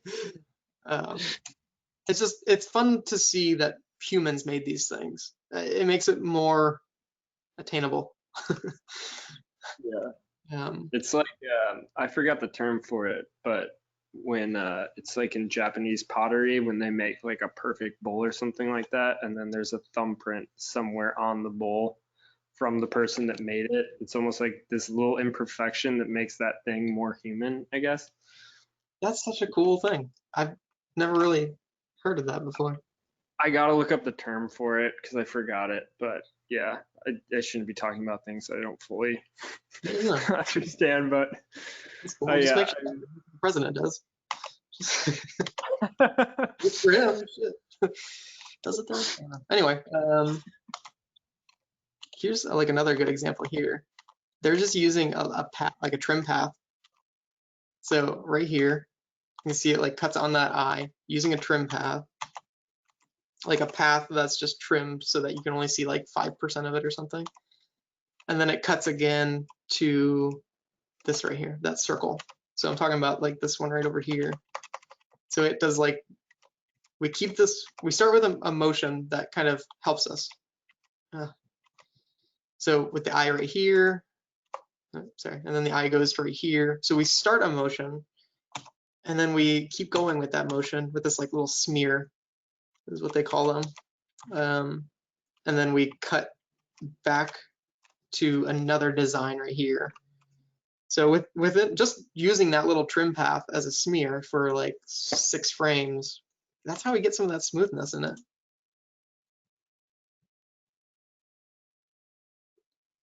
And that's super cool. Yeah, I love it. Anything else, guys?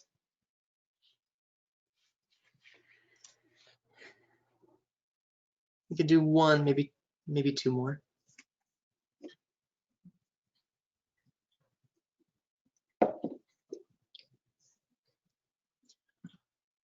Are you guys there? Yeah, sorry. Okay. Let me, I had to dig around. Yeah. While you guys are looking real quick, I'll just say again, like, I think I've already beaten that point to death right now, where it's story is the most important thing of what we do. And that's one of the big things that I'd love for you guys to walk away from this with is understanding that one thing, that none of this shit means anything if we can't tell a good story with it. And this doesn't just apply to motion graphics. This applies to anything that we do creatively, especially design and film and even like pottery. You know, whenever every year, whenever I come up with a lineup for Making Midwest, I'm trying to tell a story with it. Even with something like that, nobody understands it. Nobody honestly probably cares. But when you go through the lineup that we've had of people, I'm trying to tell a story. Like this is my way of curating, is trying to get people to try things that they've never done before, to help them be creative in new ways, right? So whenever we take that idea and we try to implement it with the branding, we try to implement it with everything that we do with the motion. A lot of times we're thinking about, I think a lot about music, and I'm like, okay, this year's branding, what band is it? Like what, like what kind of music is it? And it's like, all right, well, let's apply that music to what this animation should be. So if it's like punk rock, then we say, all right, we're just gonna mess this thing up. Like we're going to just go against the grain. We're gonna tell that story. And that's generally the one that I do tell, especially last year's branding was kind of like this, painted on walls kind of thing. Wanted it to didn't necessarily want it to look like it was this really fine art thing. We wanted to make it look like somebody only had 6 seconds to paint this thing because the police were just about to find them. Like that's what we wanted last year. So those are the stories that we try to tell with understanding the branding of something and then trying to continue that story through motion is, like that to me, that's where it's at, So there's that, and then the other thing that I'll say is, and I'm gonna pause. Let me actually, yeah, I'll just post this. I'll put a little link in here to the animation principles. A lot of kind of taking stuff to the next level is understanding these principles and being able to apply these things. Now, when these principles were made, it was made for Disney characters. It was made for Mickey Mouse. It was made to create life in characters. However, these principles still apply to things like motion graphics, even if it's just text moving on a screen. Understanding these principles and how to use each one is really key when it comes to animation and providing life to something. This is how, these are 12 ways to essentially go from making things move on a screen to having personality on a screen. And again, I've mentioned a few of those moments with both of you guys when you're seeing that personality. But real quick, going through these again, I don't want to spend too much time. You guys can read about this all you want, but stuff like squash and stretch. So whenever something makes an impact, it squashes, and whenever it's moving fast, it stretches. That's essentially what they did right here. So when you watch the eye, it's like stretching. It starts off as pretty much a circle here, and then it stretches to that smear, and it's kind of like a fake stretch, right? And then it lands back to here. So again, it doesn't necessarily mean that when you squash and stretch, it has to be this really dramatic, cartoony movement. It's just a way of enforcing speed visually, to be able to, for someone to be able to comprehend speed. Anticipation, something like a baseball pitcher reaching back. Staging, we talked about that. That's basically controlling the eye movement of a person. So straight ahead action or pose to pose. With animation on a computer, it's only pose to pose. But that one applies more to cell drawings. Follow through and overlapping movement. So this is, again, principles of actual physics here. So inertia. So follow through, it'd be a baseball pitcher. After they throw the ball, they don't just stop there. It continues that motion all the way through. There's not a whole lot of opportunity for that, but sometimes it does come up, and it's something to think about. So slow in and slow out. We talked about that pretty extensively. Arc, we talked a little bit about that last week, to where, and they do an amazing job in this video right here. They don't just animate things on straight lines. It doesn't just go from one side of the screen to another. If anything, it goes like a little arc to get from one side to another. So thinking about those kinds of things, like how something moves from place to place, trying to put those things on an arc rather than just straight lines adds a ton of personality. Secondary action, it could be things like a tagline at the end. It could be a hat on a character. It could be like a tail on an animal that's animated, Timing, we talked about that. Exaggeration, the more you exaggerate something, the more cartoony it's going to kind of feel. So it's kind of exaggerating motion. Generally what I try to do is I try to exaggerate all the motions that I'm doing, even the easing. Like, okay, if something eases, let's add a ton of ease, and then let's pull back from there.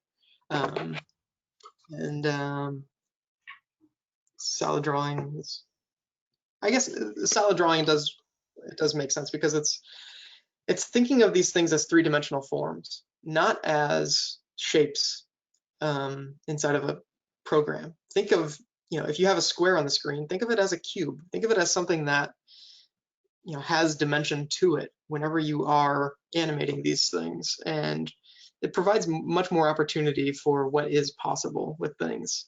And then the last one is appeal. So making something looks cool. I think a lot of things go into appeal with this stuff, and makes it something that people, want to watch. And a lot of that is in the motion that it makes. Something like this piece right here has a ton of appeal. It's just very charismatic.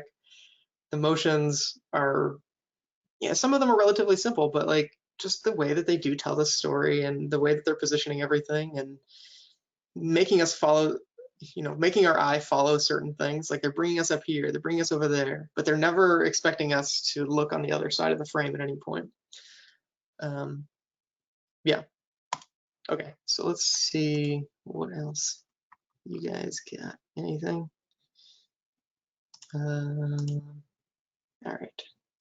I just threw in another cool video that this was for like a children's like kind of mental health helpline. But again, like the transitions in here, they move from scene to scene really well, as well as just telling like a really interesting story throughout the animation. So I just found these really compelling.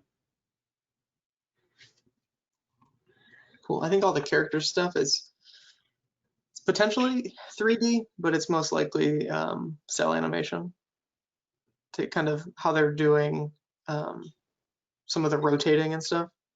Some of the characters are probably just normal, like After Effects rigs. Like when you don't, let's see, like this guy right here, that's probably just an illustration right there. Same thing with this one, illustration just animated. Same thing on these ones. So I think that what they ended up doing was just for this first one here, let's see if we can break that down real quick. Yeah, I'm pretty sure this is cell animation for this part. You can see like the rotating of the perspective. That's so cool.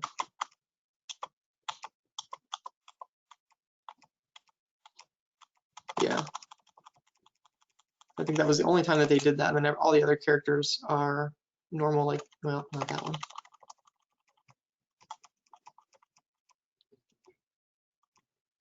The other trick that they do with a lot of this stuff is, and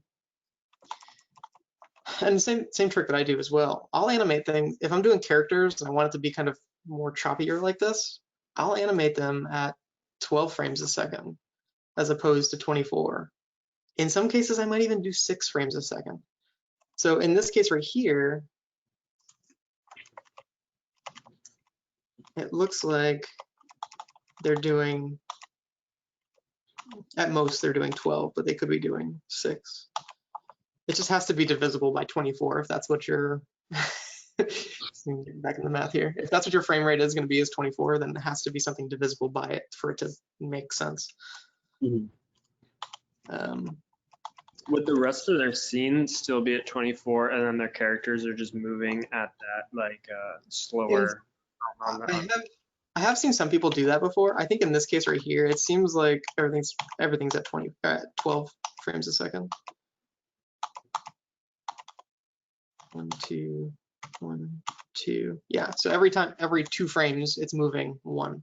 So it's at 12 frames a second.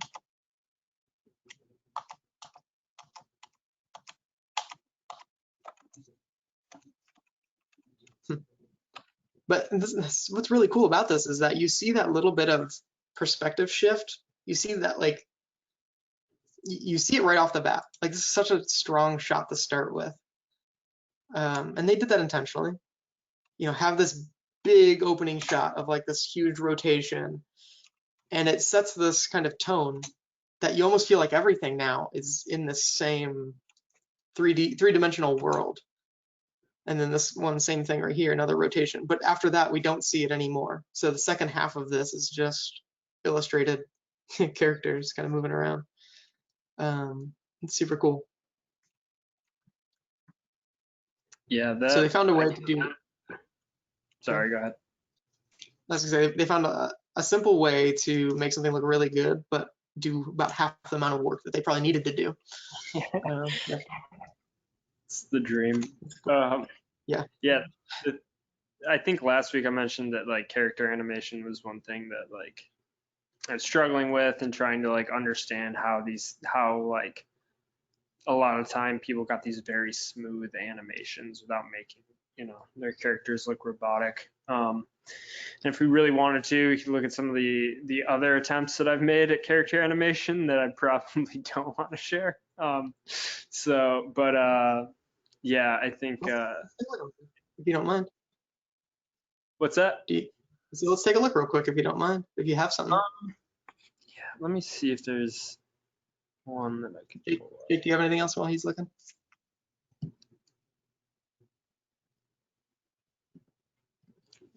Jake? Alive?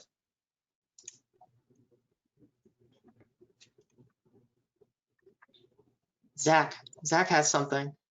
Hey guys, welcome Zach to the party. Zach's been here for a little bit now. He doesn't want to show his face because his kids are doing something to him. Welcome, They're on Zach. top of his. He says that they're killing me. All right, great. All right, let's take a look at this one. Yeah. All right, Zach. This is something that Zach's been working on.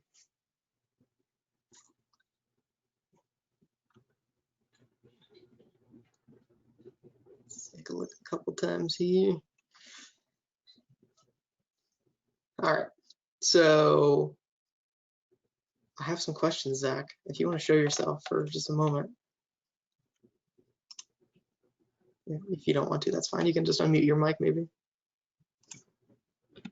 Okay, you're going outside? Hey, I'm here. Can you hear me? Yeah. Hey, there it is. I'm outside. I don't know how safe I'll be for how long, but. All right, I'll be quick. All right, so first of all, is this rotoscoped from video or is this animated? Yeah, I referenced a video from me looking like a fool in my living room, throwing a Nice. pitch. I think that's super cool. And so another kind of technique that we just haven't really talked a lot about, that's something that's been a kind of growing trend, I guess, by some, is this idea of like using rotoscope, but you do this really freaking cool thing in here. I wish I could pause this. You're doing the smear, just like I was talking about before. You're doing that within a rotoscoped animation, and that's just brilliant. With the way the arm goes through? Yeah, so from the top of the arm to like the bottom there, when we see that kind of going super fast like that, that's in my general thought about rotoscope animation is I think that some people, it's not super difficult to be able to do it. What's difficult is to be able to kind of add something to it that didn't already exist, right? Like it's, because if your goal is just to trace it and have a perfect copy, then why don't we just have video? I guess is what I always say. So like that's why I love what you're doing with like the opening of it. And whenever we see stuff like that smear, now we're going beyond just that normal feeling that we would have got if we were just to watch it, right? I think that's cool. And then I love how you make everything loop. It's just very satisfying. The Sorry, I text lost coming you for in. a little bit there. I fell off. Oh no. I said it looks good. And Oh, thank you. I like how you make things loop. I love how you start with the Cleveland Thank in here. So sort of like I was saying before, my particular preference is to break apart small words into individual letters whenever you're animating them. Okay. And I think you're doing a cool job of that by just kind of starting from one side to another and just kind of having each letter kind of come in as its own thing. Mm-hmm. So I think that's cool. I love how it transitions into this part right here. And I guess that's my biggest question is I want the logo lockup or just the Cleveland lockup to look good once it's all there, but I also want it to have the same animated feel of the jersey as it goes back in. And so I'm thinking like After Effects is the best way to do it, but maybe I just use that as like a base and then just do the work and animate over it in Photoshop. one of the things that I do occasionally, I don't have enough time to show you, but I'll start with, hang on a sec here.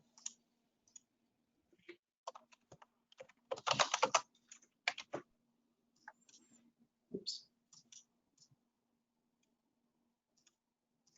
So something that I don't think I've seen you do before that I think would actually be really cool is this idea of like actually using real type and animating into each letter. And then, so okay, let me take this back here for a second. I think I know What what I you're would saying, say but yeah, go ahead.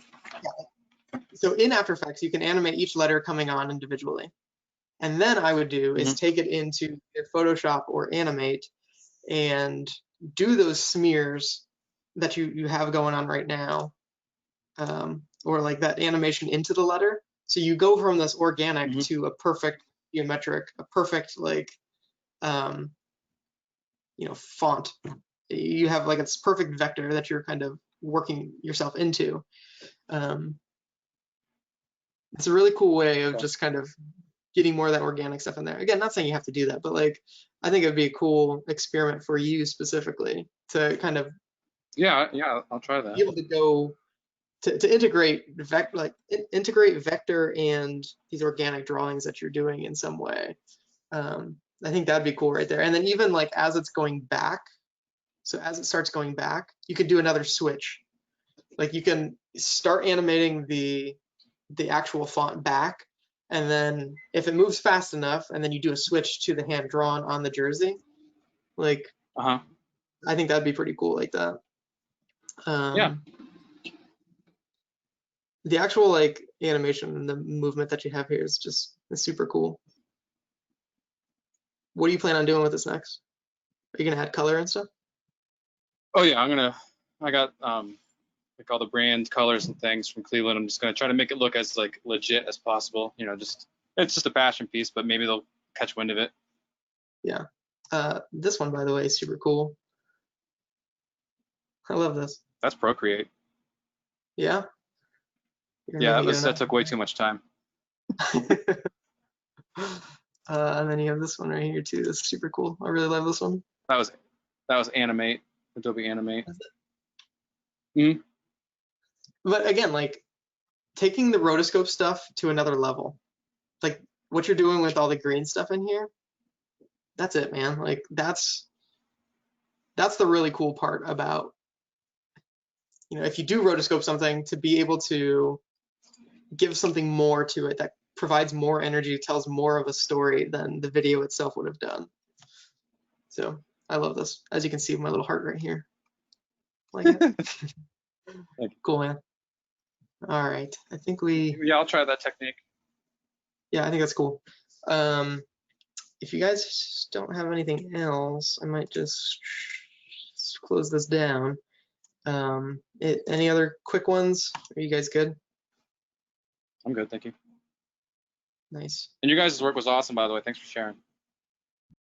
Thank all you guys. Yeah, this was awesome. Matt, thank you, man. This was, to have this breakdown and have it like, get to do this one-on-one breakdown is awesome. And obviously I learned a lot from you breaking down their projects too. So, and Zach, I'm a huge baseball fan. So I'm a Cubs fan, but I was a pitcher growing up. So I love that. So thank you. So you're a Cubs fan, huh? Yeah. Big, get him out of here. All the Cubs stuff on the I got all the Cubs stuff on the wall behind me. Thanks for the a couple of years ago. Appreciate it. I'm you know what? If the Indians lose, I'm glad that it could be to the Cubs. But that's how I felt. Yeah, they need to get more. Indians still look great, and that was a hell of a series we got to watch. So seriously, that was awesome. I think a lot of people, that was the worst game in the history of like Cleveland Indians baseball. But to me, that was like still one of the greatest games. Like, even though they lost, like the fact that they came back. All right, listen, that's not what this is about. Anyway, we could talk baseball any other time, man. I'd love to. I'm sure my biggest passion, probably. Yeah. Anyway, yeah. I mean, I'm glad you guys have had a good time with this. I mean, to be able to talk one-on-one with people is always fun, especially for me as well, because usually we start talking about general stuff like we were last week. We started off by kind of talking about some of the general stuff. I think that stuff's good, but I think that the real value of what all of these workshops really provide is more of an intimate experience, and that's kind of what I've been trying to do. So some people are, let me not say that. Nope, I won't say that either. Some people have gotten fewer people than they expected in their workshops, but to me it was always intentional from the beginning. Like the fact that I got 2 or 3 of you guys in here, like I think it definitely is a lot of fun. And I think that anybody watching the recording of this is also going to get a lot from it, just being able to break down individual projects as well. So yeah, I mean, if you guys have any questions going forward, send me an email. I'm always down to take a look at something. I can't guarantee I'll get back to you right away, but I get back to everybody eventually. And so if you wanted me to look at something ever, just send it over and I'll be glad to kind of give some thoughts. Cool. Sweet. That's good. Thank you. This is All right, awesome. well, I'll talk to you guys. Hey, any of you guys going to the workshop later tonight? Oh yeah. You said that. I don't know. I'll probably have to catch the recording. Yeah. It's gonna be a good one. That's all I'll say. I got All right. Okay. part of our house today, so if I finish in time, I'll be there. Yeah. Hurry up. I gotta go get some mulch right now. So. Gotta get That's back. Thanks literally again, Matt. a year to put mulch down. But all right. Okay. All right. Bye, everybody. You guys. You guys.